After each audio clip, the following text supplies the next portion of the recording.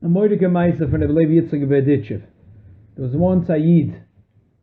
His whole life he was hoping to go to Eretz Yisrael. The Akiva finally made it. He left, the whole town went. Those days to go to Eretz Yisrael, not like Shmulik. Hayom Yatzose, Hayom Bossi, a week. It's a miracle that they came here today, believe me. It's a miracle, mamish. Because a lot of people left before me on Motzei Shabbos. They got stuck somewhere in Europe, and they're still here. They're still there. Okay, no. It would take a few months to get to Eretz Yisrael. A person went to Eretz Yisrael. That was it, for good. Went to Eretz Yisrael. Everyone said goodbye. It was a choshev. A few years later, Vahi Ayoim, Yid shows up. But it doesn't tell anyone what's the story. What's the story? Doesn't say. Okay? A few years go by, and one day he's feeling sick. He calls the Chaver Kadush. He has to talk to him. Very important. They come to talk to him. He says, another time. Another time, he's sick. Calls the Chaver Kadush. They come running. Not today. Another time. But the next time it happened, they weren't coming to run. But he begged that he sent a shliach. They should come right away. Okay, they came. He said like this. When he was young, he was a businessman. He made a fortune of money, and he was going back home. So one day on his way back, he stopped in Berditchev. In the morning, he went to daven in the main shul. In the shul of Rabbi Levi Yitzchak of Berditchev. After davening, there was a tumult. Ayalola. What happened? A man came running in. He had his life savings, all his money packed up, and he had it hidden. And now he has to marry off a child. He went looking for the money's missing.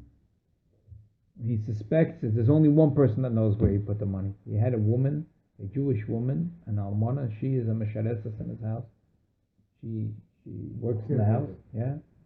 And she must not. And he's schlepping her to shul, and he's screaming, and she's crying, and sayalola. And Rabbi Yitzchak asks her, what's the story? She says, I never took the money. And Rabbi Yitzchak says, yeah, I believe her. He feels very bad. He's screaming. Obviously, she's gonna lose her job. And she didn't steal the money. Don't have the money. He doesn't have the money. And she's not gonna have money. Rabbi Yitzchak felt very bad. He got up on the bima. He said, I want to save the Yid, the Bush, and anyone that come up immediately and give me the money that is missing, so I can give back to the person to settle the whole issue quickly.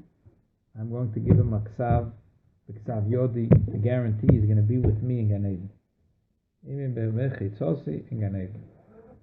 So the Yid said, he opened his bag, he counted up. Yeah, he had them round the money. He said, use your mouth. Wow. He went straight up. Rabbi Yitzchak counted the money. He took the money. He gave it straight away to the Yid. And he said, you should chas v'shalom not fire the woman that's working by you. She never stole the money. Here's the money. Here you have your money back. Okay. The Yid went back happy. She went back happy. Instead of being incredibly embarrassed, and instead of having bizyoinus, everyone saw that Rabbi Yitzchak validated her, that she's kosher. And he got his money back, and she was happy, and he was happy, and that was it. Everyone left shul. He says, I went over to Rabbi Yitzchak. No. Rabbi Yitzchak said, come. He wrote up a paper, and he wrote up a whole thing saying that he'll be with Rabbi Yitzchak Gan Eden. He said, listen, the deal is like this. The emes is, you don't really belong to that place in Gan Eden. But you did a big mitzvah. You saved a Yid a big bizoyon, an embarrassment to a Yiddish woman. So you deserve it. But don't go around bragging about your mitzvah, because that's not. Yid does a mitzvah, you and the Eibishter. This paper you keep in a good place. The day you think that you're going to Gan Eden, you call the Chaver Kadisha, tell them the story, and tell them they should bury you with the note in your hand. So the Yid said like this, what happened? I went to Eretz Yisrael, and when I got there, I was there for a long time. And it was beautiful Eretz Yisrael. I went to Koisel Amarovi, and I went to Daven Bakiver Ochel, the Chevren, and Lechem Mepirio. I ate the 7 fruits of Eretz Yisrael. The Chita, the Soire, the Geffen, the Te'ena, the Dimen, the Zayis, Shemen, and Dvash. It's beautiful. Beautiful. One day I got sick. He says, he got sick. He remembered something. He's looking for the paper. Can't find He remembered that he's traveling. He's not taking his whole house with him. So he took his tefillin, his talis, and a little siddur, and the rest of his svarim he donated to the shul. He remembered that this paper he put in the back of one of the siddurim. What do you do now? He decided to go back all the way back to his town. FedEx. Go back from Israel too. Took a few months, and he was worried the whole time that he's going to come back. Someone took the siddur, the paper fell out. First thing he came to the town, he ran to shul. He ran to the back, and he found his siddur. He opened the siddur, and he found the note was there. In the meantime, he was already old. He couldn't travel back to Eretz Yisro. So he said he called the Chevra Kedisha when he thought he was sick, but then he realized he's not dying. That's why it happened a few times, but this time he feels that was it. He passed away, and they buried him with the note. The note, they put him to his hand, they buried him. That brings us to this beautiful, beautiful, beautiful sicha that we're learning today. Sicha, Moededike Rashi, the last mitzvah of parshos Yisro. It says to build a mizbeach. And when you build a mizbeach, there's two things, important things to remember. The Torah says, page 270, it says, when you will build a mizbeach, number one, lo yisivne esen gozis,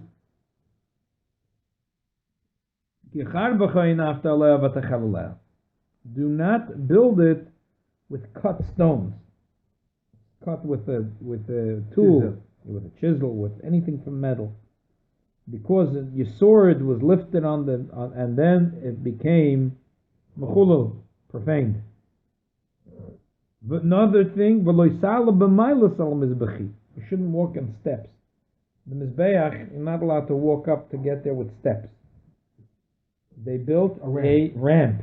They would walk on a ramp, not steps. It was not allowed to have steps. Only a ramp. It's called kibbutz. Right. It's not a sheep. It says the same, but it's called kibbutz. Right. One is a kevesh and one is a keves.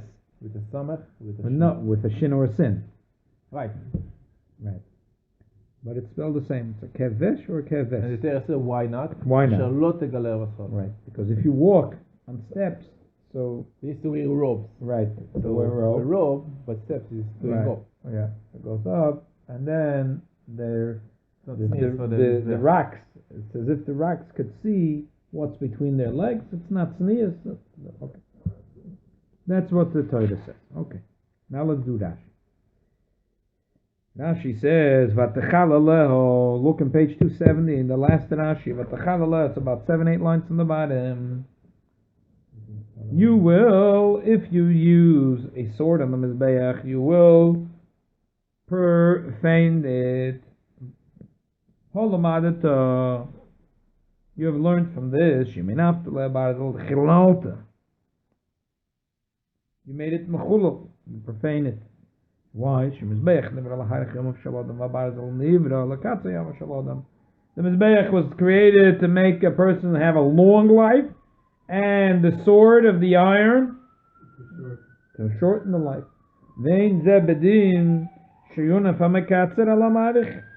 It is not the right thing that the one that shortens a man's life should be picked up on the mizbeach which makes a man's life long. And the mizbeach makes a person that there should be shalom, there should be peace between the Bnei Yisrael and their Father in heaven. And therefore should not come on it anything that cuts and destroys. So now we say from this, from here we derive a kal v'chomer.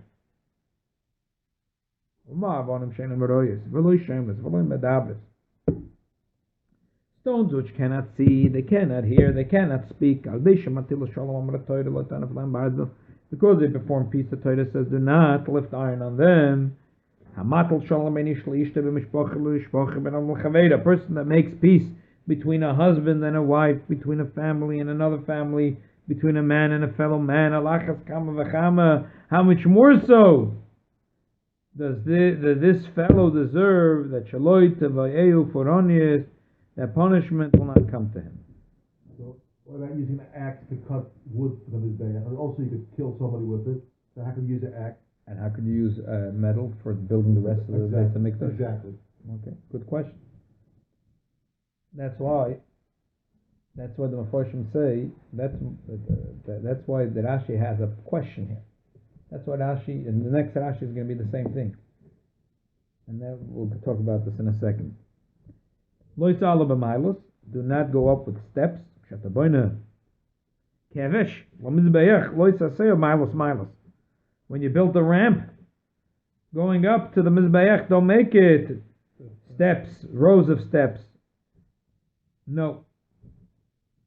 Eshulon belaz, which means steps in Old French. And the cholokia meshupa, rather it should be flat and sloping. That your nakedness should not be revealed. Shadei amaylas, they do because to steps at the tzorich laharchip sicha, you will have to broaden your strides and take bigger steps, because if you go up a step, you have to pick up your foot. So therefore, it's not like he uncovered and being naked. It's written, make for them the kohanim linen pants. So we're wearing pants, so we're not naked. Not like the Arabs that are wearing those days. They used to wear robes and they didn't wear pants. Nevertheless, broadening the strides, it comes near. It's similar to. It appears. Very good. It appears like it's uncovering one's nakedness. Thereby you're acting towards the stones with disrespect. From here we can derive a kal v'chaymer.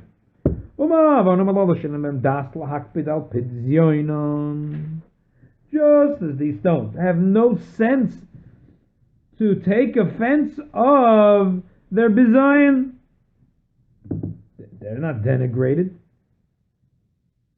Yet the Torah stated, since there is a need for them, the stones, we need the stones from the Mizbeach. Do not act disrespectfully towards them. Your fellow Yid, your fellow man, who is in the image of your Creator, and takes offense of his denigration. How much more so must you be careful not to show him disrespect. That's why I said it's talking about from the Rabbi. Are we talking about this or this line? If I told the servant like explanation. To be so careful with a person, not to embarrass somebody. Not to embarrass a Yid. Even though you think you have a right in the story before you have someone who keeps Right, exactly. So the Pashta thing, what's going on here in Rashi, in this Rashi and the previous Rashi, is like the Kohen asked here. A good question, and that is, why only on the Mizbeach? And if it's so important, so the whole Beis HaMikdash you shouldn't use iron. And why only if it's Gilui Erva, if it's disrespectful? So why is the steps going up? Right. Even today you could see with the Robinson Gate, right, when you go on B'Sharash Bosses, there were steps going up to the Harabayas, and you could see steps right over there going up, steps, the original steps in the second Beis HaMikdash going up to the Harabayas. What you see on the right side? Yeah, when you come in. No, some of those steps are original. It's homemade. No, some of them are that. It's made later on, not from the time Beis HaMikdash. And they say some of them are from the Beis HaMikdash, some are later, some are not. Could be. And Ezra's Noshim also had steps. And it was going up from Ezra's Noshim, was 15 steps going up to Ezra's Yisro, Ezra's Kohanim, from Ezra's Kohanim was steps going up to the Ulam of the Heichel. There was one level. There were steps everywhere. Right. So why over there was no problem, and here? What about the Mizbeach? Yeah, and B'chlal, why does the Torah tell us a reason? Usually the Torah doesn't tell us a reason by the mitzvah. And here, not only does it tells a reason that l'chayda doesn't make sense. If it's true, so then it should be in the whole Beis HaMikdash. Yeah, therefore, therefore, they were giving you a special answer. The Shaila is what's the pshat in the answer. Shaila is what's the pshat. Let's learn the Medrash Mechilta. This is really a medrash mechilta, medrash chumem, el Yalkut Shimoini. And all the medrash Chazal bring a similar. This Kal V'chomer is brought in many medrashim. As I said, it's kemat the same thing in the mechilta, Tanchuma, and the Yalkut Shimoini. So let's look at the Lashon Mechilta, and you'll see how Rashi changes very much from the Lashon Mechilta. As we spoke about this many times, the Rebbe helped. It's not the pshat that Rashi was very tired by night. He was writing his Pirush 2 o'clock in the morning, 3 in the morning. So he didn't have a Mechilta under his hands. Not only that, So he bring the Mechilta, and he said different. And he said different. He didn't have a Mechilta in his house. It was in the base medrash at night. The Nakuda, he wrote it a little differently. Every word in Rashi is Bediuk, and he changes a lot from the Mechilta. Why change? Why? So we'll talk about this. But first let's look at the Mechilta and see what he changes. The Mechilta, first let's learn a first piece and the next piece of the Mechilta. Mechilta Tovkuf Samaches. Asher loy tegal arvos chalov. All of you have to pay psi agasa. You're not allowed to take a big step according to the Medrash Mechilta and also the Rambam Paschals that way in the Sefer Mitzvahs. You're not allowed to take big steps. With gaiva? No, because then it reveals too, because the skirt, change the Opens the gaiva, Yeah. like coyness, running. Could be, you could say a pinim is pshat, but no. Avalata pesei psi agasa vehechel b'kodesh hakadoshim shi bedin. So now I have a kasha. My mehechel hakal mizbeach hakal also l'fsei b'psiri yiseda. Ha'echel v'kodesh hakadoshim hachamurim dinu shi also l'fsei b'psiri yiseda. Madach you're not allowed to take big steps on the mizbeach. Kolchkin you're not allowed to take big steps in the hechel v'kodesh kadoshim. The answer is Talmaloma Shalot to go to Ravoscha Allah. You're not allowed to take a long, big step that will reveal too much of the person's flesh on the Mizbeach. It's permissible to take large steps in the Hechel and the Kodesh Kadoshim, which is a pella. Why? The Torah says, Ashalot to go to Ravoscha Allah. On the Mizbeach, you're not allowed to take big steps. And you have to have a ramp. But to the Kodesh HaKadoshim, you're allowed to have steps, and you're allowed to take big steps. Why? Don't know. Next. Shaloi Tegol Arvos Chalav, V'ridvarim Kal V'chaim. Can learn from here Kal V'chaim. Uma Yimavonim She'im Bahem Da'az. Rocks have. Said that. Yeah, it's interesting. Different than Ash. Loi L'Rova V'loi L'Toiva. They have no das to understand bad or good. Omer HaKadosh Baruch Hu, the Eibusha said, Loi tinag behem minig b'zayin. Do not do a minig b'zayin. Don't be disrespectful to the stone. Right. Chaverecha, your friend, shehu b'demutza shal misha omar v'hoya oila. He is in the image of the Eibishter who said and made the world. Dinu shaloi tinag boy minig b'zayin. For sure you shouldn't act with him disrespectfully. And that's the pshat, shaloi segol arvas chalav. That's the mechilta. Right to the mechilta. This is really one mechilta. It looks like it's two things. It's one connection. It's because I took it from the. No, I took it from the. I took it from the. Not from the Chacham. Then I would have had it together. I took it from the Chumash of Torah Shleima. Oh, so okay. That's what. But really, it's one mechilta. So a few things. Okay, Rashi just wants to make it more clear. Rashi says differently. Rashi says, over here it says, Ma avonim she'em b'hem das. Rashi says, Ma avonim alol she'em b'hem das lahakpid al bezyoinam, but chaveirecha makpid al bezyoinam. Like to show the contrast. It's similar, but and that's why Rashi also doesn't say, but mus mishamar v'aylam, but mus yitzerecha, to strongly emphasize the issue. But one difference between Rashi and the Mechilta is very, very strong. The Mechilta says no reason why in the Kal V'chomer. The Mechilta doesn't say a reason why you're not allowed to step on the Mizbeach or on the ramp. You're not allowed to have steps. It doesn't say Mekatza Yomov Marich Yomov. It doesn't say that. No, the Rashi says Omra Torah. You're not allowed to be disrespectful to the rocks. Hoyel v'yesh bohem tzorich. You see, underline the clause. Right. Hoyel, since there is a need for them. Why are you not allowed to be disrespectful to the rocks? Rashi says a reason. Hoyel, for a reason. V'yesh bohem tzorich. There is a tzorich. The Mechilta doesn't say a reason. Just saying a fact.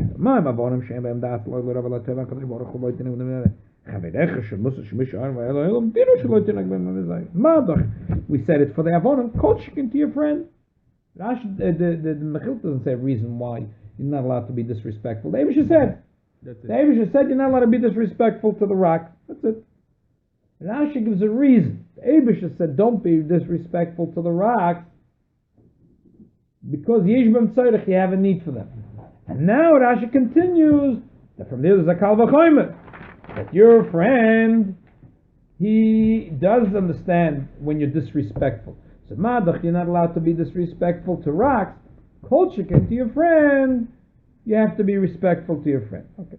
But Rashi gives a reason why you're not allowed to be disrespectful to the rocks. Why? Since there is a need for them. Mechilta gives no reason. Why? So then it says, there's a big problem with this whole Kal V'chomer. What kind of Kal V'chomer is it? I mean, for Shtetzach, you have to be respectful to another Jew. More the sichos. Amar Bakim is a Klal Govdul Batoira. What are you learning from here? What are you learning? We know that the Beis HaMikdash, the Rambam says, why is there respect for the Beis HaMikdash? The Rambam says, you're not respecting the building, it's not the stones, the gold, the rock.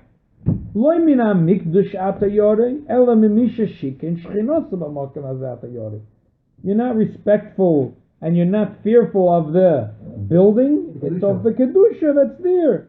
The Chinuch says, "L'kvoya ben asherseinu yiras hamokem baruchu v'chashivu soy alkeinu zalna shlemin k'shem kalos roy." The Eibusha's respect. Or the Ramban, for example, in this parsha says, "Tama mailus yiras hamizbeach v'hadore l'koved Hashem yizborech." So the Eibusha. The Bar ben Elders calls it tziva liyira hamikdash ku kvoida yizborech. It's the Eibusha's respect. Like the Rambam said about the Shomrim in the gate. Not so much. Ein adam apaltin sheyesh bam shem apaltin sheyesh bam shem. So what is the Mechilta, the Tanchuma, Yalkut Shimoyim, Chazal is telling us al Kal V'chomer? Well, God said you have to be respectful to the rocks in the Beis HaMikdash. Kol shekin, you have to be respectful to your friend. I'm not the respect is not to the rocks. The respect is to the Ribono Shel Olam. There's one place in the world where the Ribono Shel Olam reveals himself. In the Beis HaMikdash. The respect is not for the beautiful building, it's for the Eibishter. So what are you telling me, Kal V'chomer? Madach, you're respectful to the rocks. You have to be respectful to your friend. I'm not respecting the rocks. I'm respecting the Ribono Shel Olam. So the Beis HaMikdash is the one place in the world where I find the Ribono Shel Olam. Therefore, I'm very respectful. So what's the Kal V'chomer to my friend? So therefore, that's why the Mechilta gives you a whole long arichas earlier. The Mechilta says that this din of respect to the rocks is only for the Mizbeach and not for the rocks in the Kodesh HaKadoshim. What is the Mechilta saying? If it was true that this thing that you're not allowed to be Megala Erva, that you walk on a ramp in order not to be disrespectful to the rocks, is because it's a question of respect. So why the Kodesh HaKadoshim is more holy and over there you're allowed to walk with a B'siya Gasa with big steps where your erva, your nakedness is revealed and you're allowed to build steps? Why? Why is it only on the Mizbeach? So the Eibishter is coming to teach you something here. Because if it was just the regular rules of respect to the Beis HaMikdash applied everywhere equally, the whole Beis HaMikdash, you have to be respectful. Adrabah, the holier the place, the more respect. So why is it here that in the holier place, the steps going, Lamashal, from the Ezra's Kohanim to the Hechel, which leads you to Kodesh Kadoshim, you're allowed to have steps, so your nakedness will be revealed. And you're allowed to take big steps, you're allowed to jump steps, no problem. But on the Mizbeach, which is a less Kedusha, so that's why the Mechilta says from the Eibishter wants to teach you something. The Eibishter wants to hear is not about the Kedusha of the Beis HaMikdash. Because if it was about the Kedusha of the Beis HaMikdash, it would be equally everywhere. Or at least from the Mizbeach and higher, from here, wherever there's the higher level of Kedusha. You could, under the Mizbeach at least, you could say everyone is allowed to enter. All the Yisraelim were allowed to enter. up to the chayil, any human being was allowed to enter, right? They have a stone that Only they have in the store. Israeli museum Also, that they had, right? That they say any Gentiles that go past this point will be executed, because the Yidden were the only Yidden allowed to go past the I chayil. will tell you after Zor. that point, you could go. Right. The Ezes Noshim, the Ezes Yisroel, it was permissible for everyone to go, but then after that it was only permissible for Kohanim to go, right? So if it was a shaila of respect, now this place is so holy, only the Kohanim could go. So from this point, which is the Mizbeach, no steps. Everything is with a ramp, and you're not allowed to take big steps because your nakedness will be revealed. Okay.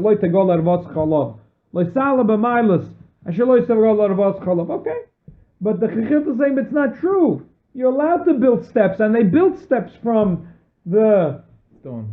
From the steps, rock, from regular rocks, regular stones, There's a part of and they built it going to the Kodesh. And you're allowed to take Psias Gasas there. Why? Because the Mizbeach was different to teach you a lesson. It was only there to teach you a lesson. So Rashi, okay, the Mechilta is nice, but Rashi wants to explain it a little bit more. So Rashi says that the Mizbeach Yesh Lecha B'hem Tzoyrach. These rocks, you need these rocks. What's the shit? You need these rocks.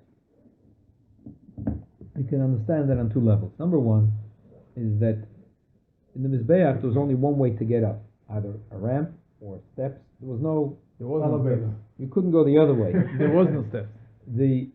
When it came to the going up the mountain, you could walk around. Right. Presumably, you could walk. You can walk to the highest point and you go down. If you went to it was not possible. So ramp, But if you went around and you went behind the Kodesh HaKadoshim, which was the highest point on the mountain, and you walked around, you didn't need steps to get up because you just walk up the mountain. Yeah.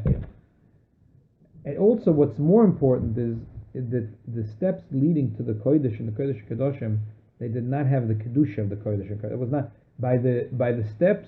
The ramp. That was a chelik of the Mizbeach. Lo ta'ala b'maylas al mizbechi. Lo sala b'maylas al mizbechi. There was this had a din of Mizbeach. They didn't have a din of Mizbeach. So Rashi is saying like this. Over here you have a tzoyrach for these racks. What's the pshat you have a tzoyrach? So what?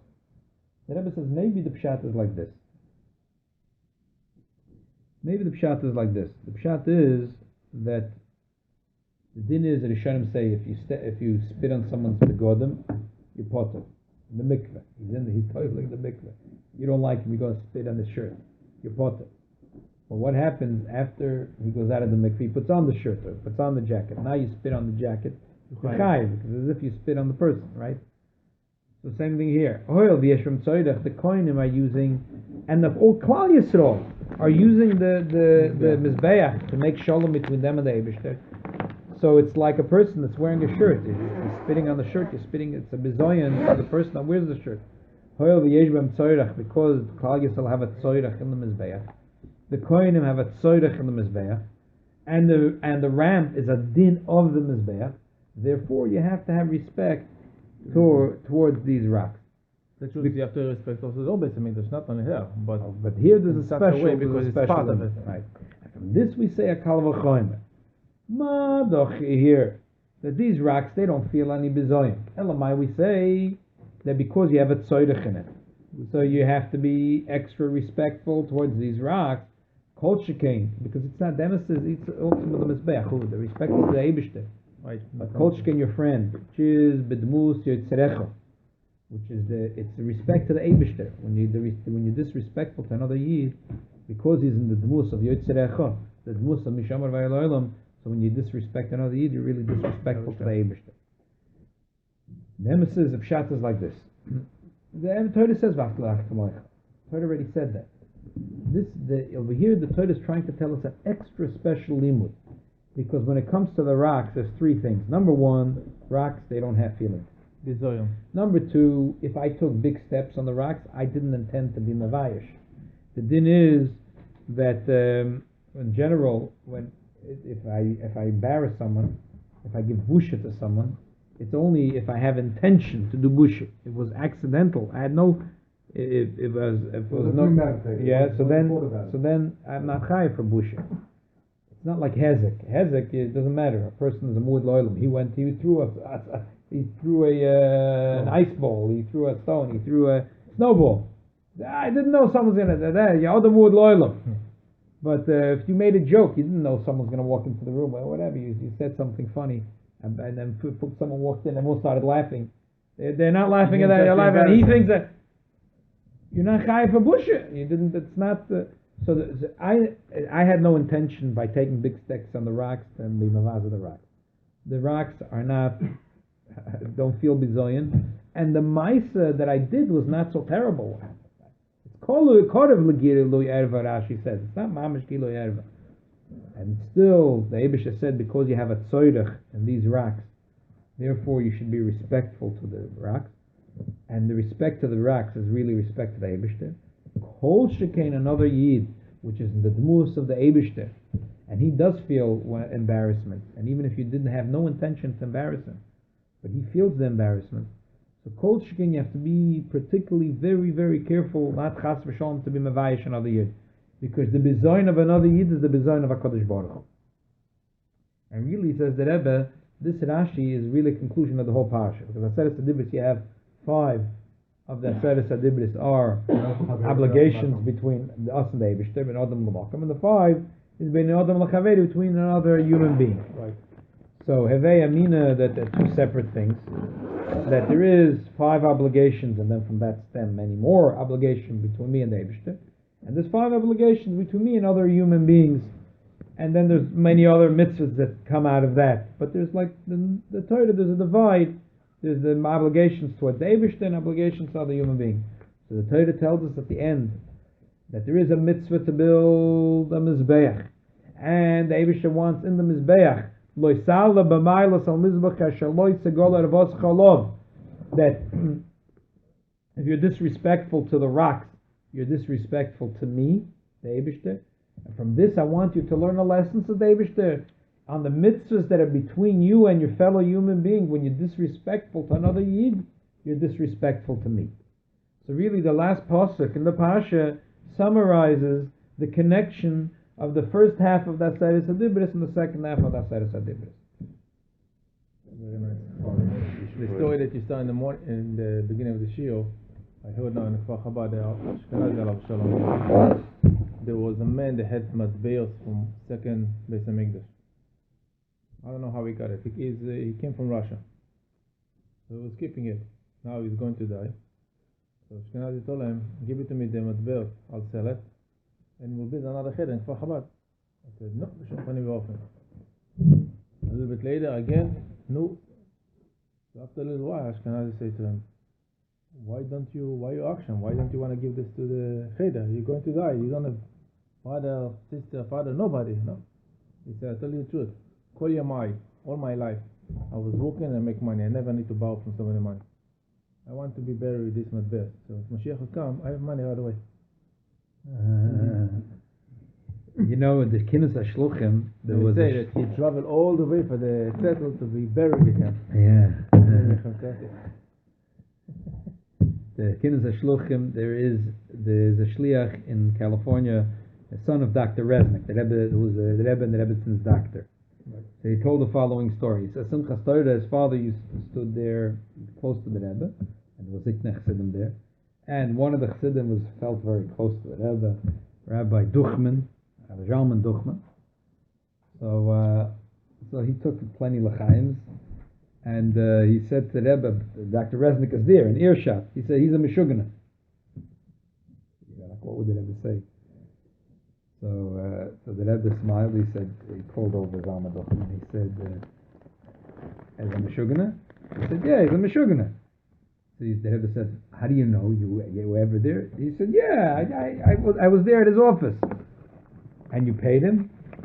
So he says, yeah, Agan Shafufshige. Those back there, Agan Shafufshige. I gave him a whole 50. A $50 bill. I guess back then, 40 years ago, a $50 bill was a big deal. You can get something for $50. Agan Shafufshige. So the Rebbe smiled, like broke out in a smile. Said, no, he's very the Meshuggah. Who's the Meshuggah? So who's the Meshuggah?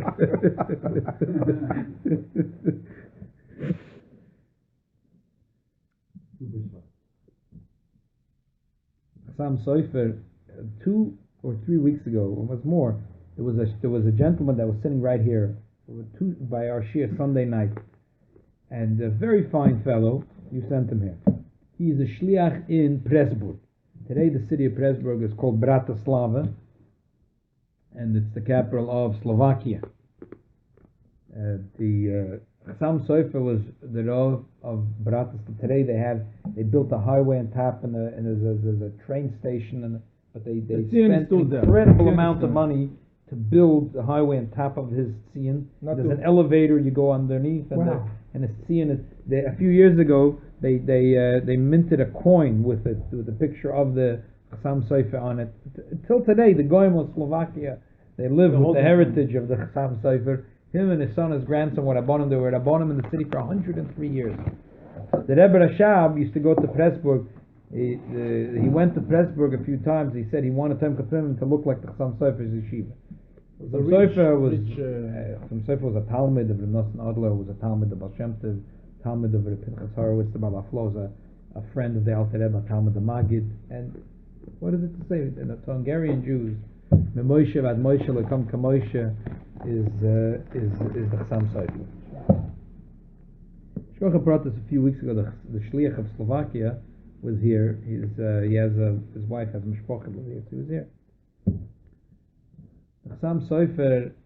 So the story is like this. They say about the Chassam Sofer that the day he was supposed to come to town.